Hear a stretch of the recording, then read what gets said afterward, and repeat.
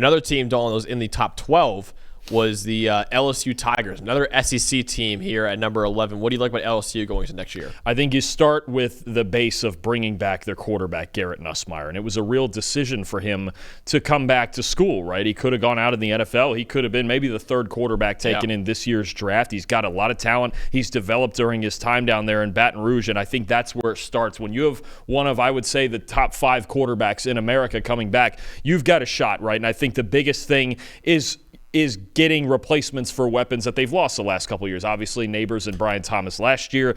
They lose Kyron Lacey this year, who was their top receiver, Mason Taylor at tight end. But you bring in Barryon Brown, who's a speedster from Kentucky. You bring in Nick Anderson from Oklahoma. And they got to replace some guys on the offensive line, too. As we know, 4 of their 5 starting offensive linemen are in this year's NFL draft. So they're going to need to protect Nussmeier as well. But when you have that guy at quarterback, and I think an emerging star at running back in Caden Durham, you could add more balance to this offense. There's certainly more to fill in around him. But when you have that base in the backfield, you have a chance offensively. And then now the X factor for them is their defense. That's really what's let them down the last 2 years, despite having an elite offense in 2023 and something, at least close to it. Last year, Harold Perkins has to come back healthy, right?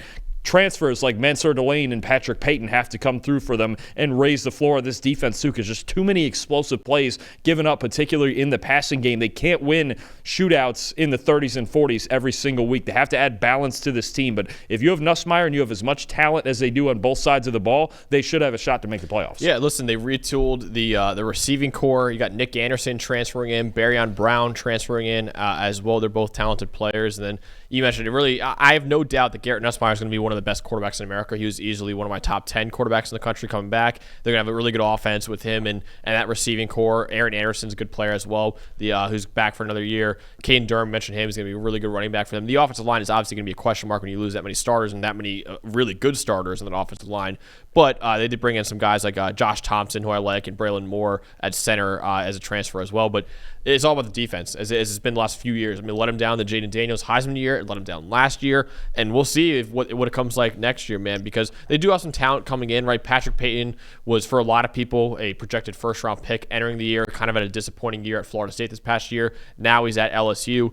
Bring back Harold Perkins Jr., who, like I said, is recovering from that torn ACL. A lot of people had him as a first-round pick going into the year as well. Whit Weeks is a really good linebacker, so they have a very, very good linebacker unit. Mansour Delane, I think, is a really, really good get for Brian Kelly. He's a really good corner coming in from Virginia Tech, but it's all about the defense, as it's been for the last few years for LSU, and they're probably going to have enough offensively to keep up with the top teams in the SEC, but if they don't have the defense to compete, man, they're probably going to miss the playoff once again. Absolutely. I mean, you can't just outscore everybody every week. It's just not how football works, right? Eventually, if you get into a game, I think about the Ole Miss game, right? I think that game ended, 27-20, and they won that game, but it was a struggle. It took all the way to overtime, and Ole Miss kind of had the same issue where, okay, you couldn't just outscore them. You have to find other answers. So there is a floor here with Nussmeier in the offense, but they need to make stops, and they need to make sure that in big games they're not giving up 35-plus points. Hey, thanks for watching another episode of the PFF College Football Show. Please make sure you guys subscribe to the channel. Also, subscribe to PFF Plus at subscribe.pff.com for all of the same data and grades that we use in our show, plus fantasy tools, betting tools, and our mock draft simulator.